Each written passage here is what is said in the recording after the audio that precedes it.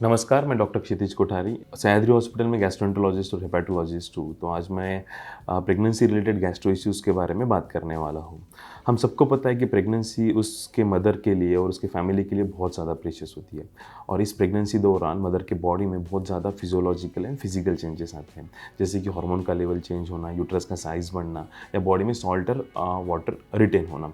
इसके वजह से इस ऑल दिस चेंजेस की वजह से गैस्ट्रोइंटेस्टिनल सिस्टम अफेक्ट हो सकती है और जो प्रेग्नेंट वुमेन है उसे कुछ गैस्ट्रो रिलेटेड इश्यूज आ सकते हैं। तो सबसे पहला इशू आता है नाउजिया एंड वोमिटिंग। इसका मतलब है जी मचलाना या उल्टी होना। तो ये one of the most common symptoms है जो कि हमारे ओपीडी में देखा जाता है और ये मोस्टली माइल्डर फॉर्म में होता है। मतलब ज़्यादातर करके वोमिटिंग या नाउजिया को ट्रीटमेंट की ज़रूरत नहीं पड़ती। कुछ small small changes in lifestyle, जैसे कि फ्रैक्शनाइज मील लेना, मतलब थोड़ा थोड़ा खाना खाना, अवॉइडिंग हेवी फैटी मील, मतलब जो भी खाना पचने में भारी जाता हो उसका अवॉइड करना, या फिर पानी की मात्रा थोड़ी बढ़ाना। इसके वजह से जो नाउजिया एंड वोमिटिंग दूर किया जा सकता है। कुछ स्टडीज़ ऐसा बताती है कि अगर मल्टीविटामिन की टैबलेट्स अगर अपन ऐड करते हैं तो नाउजिया एंड वोमिटिंग कम हो सकता है। कुछ वुमेन्स जिनका कि पहला प्रेगनेंसी है, जिनमें एचसीजी नामक हार्मोन बहुत ज़्यादा है, उनमें सीवियर वोमिटिंग हो सकती है। ये सीवियर वोमिटिंग इस लेवल तक जा सकती है कि एक प्रेग्नेंट वुमन को डिहाइड्रेशन होता है या जो प्रेग्नेंट लेडी है उसे खाना खाने में दिक्कत होती है। तो ऐसे टाइम पे डॉक्टर को मिलना ही बेहतर होता है। और ये जो वोमिटिंग है जनरली फर्स्ट 12 वीक्स तक ज़्यादातर करके देखी जाती है। After 20th week nausea and vomiting बहुत कम देखा जाता है। इन केस अगर ये nausea and vomiting 20th week of pregnancy के बाद आता है तो जनरली ये प्रेगनेंसी रिलेटेड नहीं होता। मोस्ट ऑफ द टाइम हम इसे इन्फेक्शंस रिलेटेड, मतलब इन्फेक्शन रिलेटेड हम कंसिडर करते हैं। इसके बाद आता है गैस्ट्रोइसोफेजियल रिफ्लक्स डिसीज़, मतलब GERD उसे हम कहते हैं। एक हार्मोन होता है प्रोजेस्टेरॉन, जिसे हम प्रेगनेंसी मेंटेनिंग हार्मोन कहते हैं। तो इस हार्मोन के वजह से आपकी जो अन्न नलिका है या पेट की मसल्स जो है वो स्लो डाउन होती है। तो जो कायदे से जो पेट में जो खाना होता है वो एक टाइम पीरियड में छोटी आंतड़ी तक पहुंचना चाहिए, बट ये जो खाना आगे बढ़ने की जो सिस्टम है ये स्लो हो जाती है और खाना पेट में ज़्यादा समय तक रहता है और नीचे से ग्रोइंग बेबी या ग्रोइंग यूट्रस जो है ये पेट पे भी प्रेशर डालता है। इन दोनों समस्याओं की वजह से जो खाना पेट में ज़्यादा टाइम तक है ये कभी कभी ऊपर आ सकता है, मतलब अन्न नलिका में आ सकता है। और इसके वजह से जो प्रेग्नेंट मदर को जो अपने छाती में जलन महसूस हो सकती है, या कभी कभी जो एसिड है या जो रिगर्जिटेशन की प्रोसेस है ये इतनी सीवियर हो सकती है कि ये जो एसिड है आपके गले तक पहुंच सकता है, आपको खट्टी डकारें महसूस हो सकती है।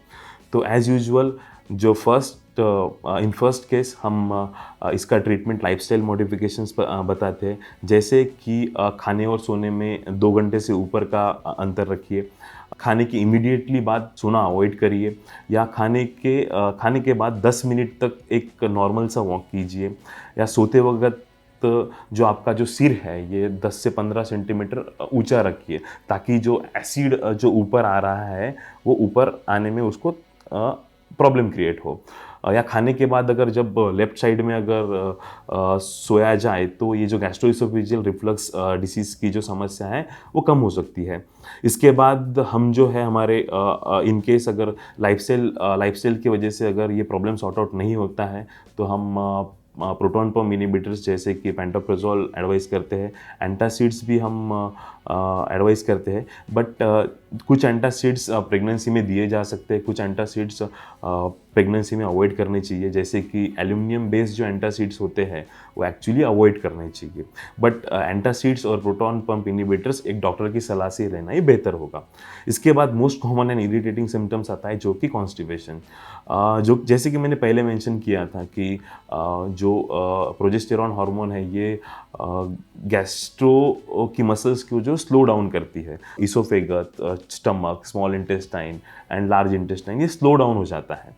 तो इसका एक वेरी इंटरेस्टिंगली बात ऐसे होती है कि जो स्मॉल इंटेस्टाइन का जो काम होता है कि खाना एब्जॉर्ब करना, तो ये स्लो डाउन होने की वजह से स्मॉल इंटेस्टाइन में खाना ज़्यादा समय तक एब्जॉर्ब होता है, वो उसका एक फ़ायदा हो गया है। बट ये बात जब लार्ज इंटेस्टाइन में आती है, मतलब जो मोटिलिटी लार्ज इंटेस्टाइन की स्लो हो जाती है, तो उसके वजह से जो शौच है वो ज़्यादा टाइम तक लार्ज इंटेस्टाइन में रहता है और इसके वजह से एक प्रेग्नेंट वुमन है वो कॉन्स्टिपेशन महसूस कर सकती है।